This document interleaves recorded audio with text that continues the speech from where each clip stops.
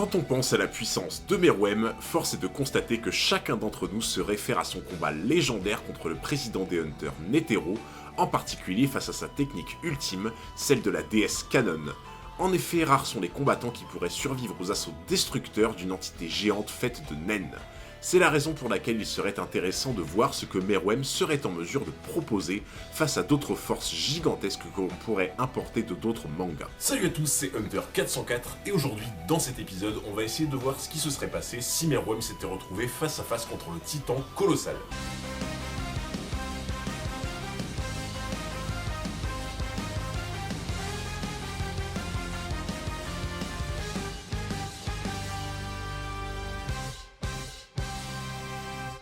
Voici enfin le premier crossover entre Hunter x Hunter et un autre manga. Avant de procéder à un face-à-face, un petit résumé sur Meruem et sur le titan colossal ne va pas faire de mal. On avait déjà assez bien abordé le personnage de Meruem sans forcément rentrer dans les détails lors de ma vidéo sur Meruem contre la brigade fantôme.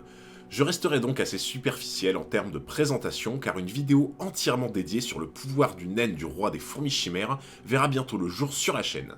Ce qu'il faut retenir d'important sur Meruem, qui nous servira tout au long du combat, c'est qu'il est minuscule par rapport au titan colossal, et même petit par rapport à un être humain normal.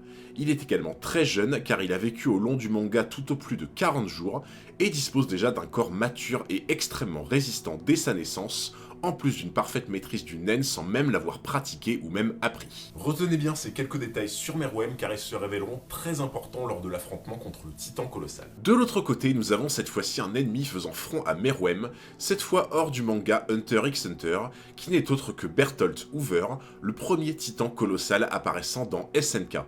Bertolt était un Eldien, une ethnie venant d'un empire extrêmement puissant nommé Mar.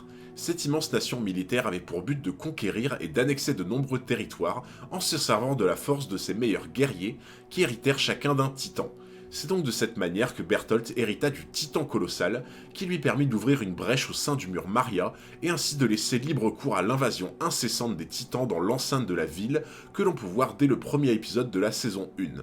Il a ensuite rejoint la 104e brigade d'entraînement, puis le bataillon d'exploration dont fait partie Eren Yeager, suspectant ce dernier de détenir le potentiel du titan originel. Le titan de Bertolt est assez spécial car il fait partie des 9 titans primordiaux. Ce sont tous des titans uniques qui ont une caractéristique vraiment propre à eux, et c'est ce qui va définir leur capacité au combat. Si on s'intéresse maintenant plus en détail à un face-à-face entre Meruem et Bertolt Hoover, le premier problème que va rencontrer Meruem dans ce combat relève avant tout de ce qui caractérise et donne toute sa puissance au titan colossal.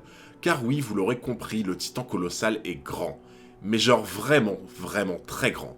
Comparé aux autres titans classiques qui mesurent entre 2 et 15 mètres de haut, le titan colossal lui culmine à pas moins de 60 mètres de hauteur. Pour vous donner un ordre d'idée, c'est l'équivalent des 2/3 de la statue de la Liberté et à peu près 3 fois la taille de la déesse Kanon de Netero qu'affronte Meruem. Quand on imagine un personnage lambda face au titan colossal, on se dit mais c'est complètement impossible de faire face à ce truc. Sauf qu'on parle pas d'un personnage lambda, ici on parle de Meruem. Il est donc temps de vraiment commencer cette vidéo. Si on se réfère aux éléments importants qu'on a évoqués en début de vidéo, Meruem est petit, mais il est extrêmement résistant d'un point de vue physique, et il est également en mesure de se servir de son naine afin de protéger plus efficacement son corps des attaques du titan colossal.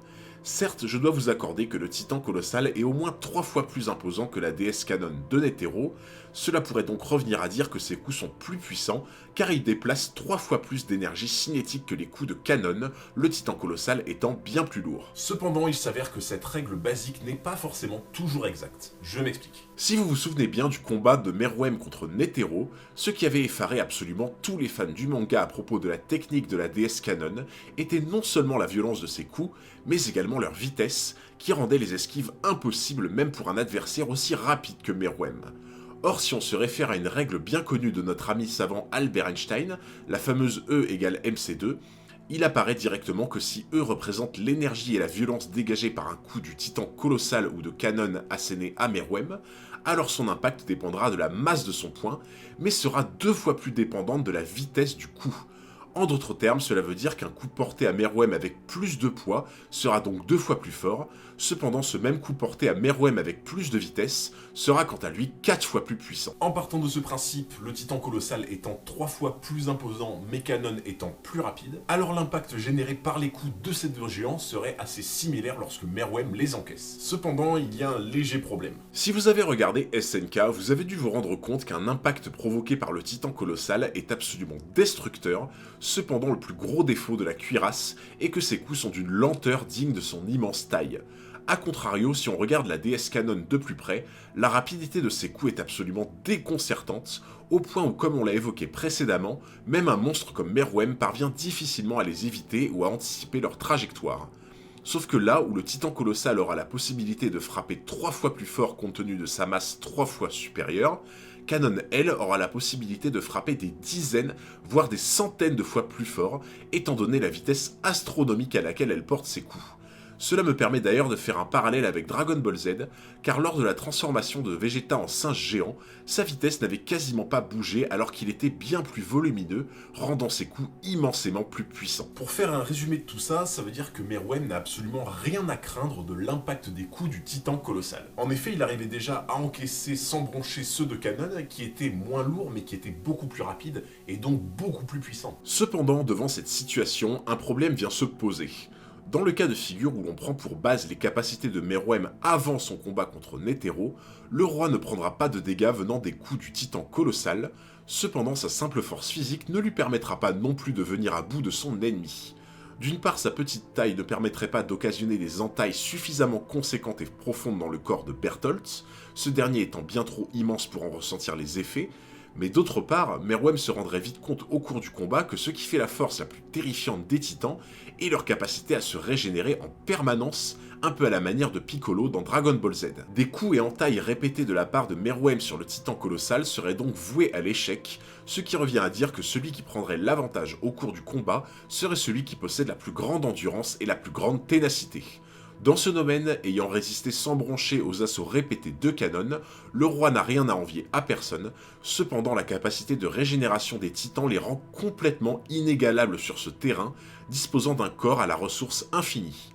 Un autre parallèle à Dragon Ball Z serait la juste combinaison entre la capacité de régénération de Piccolo évoquée précédemment, cumulée à la force vitale infinie des cyborgs qui disposent d'une énergie infinie au combat. Et c'est là que va rentrer en jeu un élément important du début, à savoir que le roi est très jeune, mais son âge ne l'empêche pas d'être un tacticien hors pair au combat. En partant du postulat que son ennemi ne faiblit pas sur un combat à long terme, le réflexe de Meruem aurait été le même que celui qu'il a eu contre Netero, à savoir encaisser les coups, calculer les trajectoires et commencer à établir un plan d'attaque pour viser le point faible du titan. En effet, si Meruem reproduisait le même schéma que contre la DS Kanon, il aurait attaqué de tous les côtés, par tous les angles différents, et il aurait fini par se rendre compte que Bertholdt aurait systématiquement protégé sa nuque, le point faible de tous les titans. Le roi aurait donc mis en place une stratégie pour atteindre sa cible, profitant du manque de vitesse du titan colossal pour tenter de lui asséner le coup de grâce. Mais là où on peut voir que le titan colossal est un adversaire redoutable, c'est qu'il arrive à combler sa seule et immense lacune, à savoir sa lenteur, par deux techniques défensives très puissantes. La première consiste à disparaître puis réapparaître, et ce de façon quasi instantanée, à l'inverse des autres titans. Cela le rend insaisissable malgré sa grande taille, à l'image de Sangoku se servant du déplacement instantané en plein combat de façon offensive pour surprendre son adversaire comme Cell.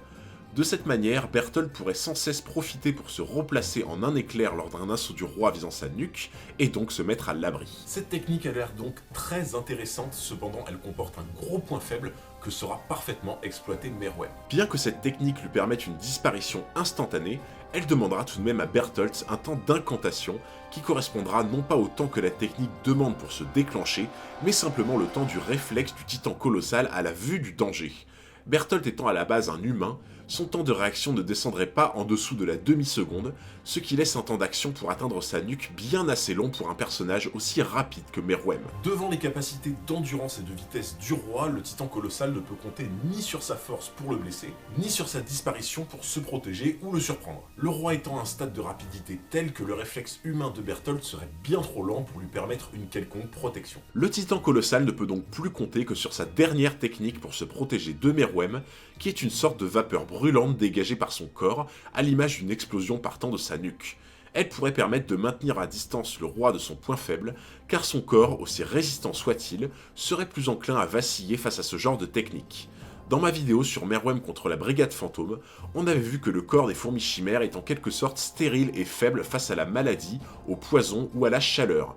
La vapeur brûlante serait donc la meilleure arme que pourrait utiliser le titan colossal contre Meruem, de façon offensive, mais également pour se protéger, en la maintenant de façon permanente pour l'empêcher d'attaquer. Cependant, c'est maintenant où Meruem peut abattre sa toute dernière carte, à savoir utiliser son naine de la spécialisation. Si l'on peut apparenter les techniques de vapeur et de disparition du titan colossal comme une forme de naine de l'émission, alors il suffirait donc à Meruem d'utiliser son plus grand pouvoir du naine de la spécialisation, le naine Eater. Il devra juste arracher et manger un morceau de l'immense carcasse du titan colossal afin d'absorber son naine. Il se brûlera légèrement la bouche en ingérant la chair incandescente du titan, mais il aura en outre récupéré ses pouvoirs. Il ne craindra même plus la vapeur du titan qui l'approchera sans mal, et par la suite je vous laisse imaginer les possibilités infinies de Meruem avec une capacité d'apparaître et de disparaître instantanément devant ses ennemis. En absorbant ses pouvoirs, Meruem retourne donc les meilleures armes du titan colossal contre lui-même. Pour en terminer sur le combat, si Meruem venait à en affronter le titan colossal après sa résurrection, et donc après avoir ingéré les pouvoirs de Poufou et de Youpi, alors le combat aurait juste été un massacre. En effet, toutes les capacités physiques de Meruem ont été décuplées, et la palette de ses pouvoirs de naine s'est élargie, lui laissant bien plus de possibilités d'attaque. La métamorphose de Youpi lui a conféré des ailes, lui permettant de se mouvoir jusqu'à la nuque du titan encore plus vite et plus facilement. Son Rage Blast de l'émission lui aurait permis d'infliger de très sérieux dégâts comparés à des coups classiques, permettant par la suite à une ouverture plus longue pour atteindre son but. C'est tout pour cette vidéo, j'espère grave qu'elle vous a plu. Si c'est le cas, n'hésitez pas à lâcher un gros pouce bleu et à me dire en commentaire qui vous voudriez voir pour une prochaine vidéo. Mais surtout, le plus important, n'oubliez pas de vous abonner juste ici et d'activer la petite cloche, comme ça vous ne manquerez aucun futur épisode. Merci beaucoup pour votre force, c'était Hunter404 et je vous dis à très bientôt pour un nouveau combat.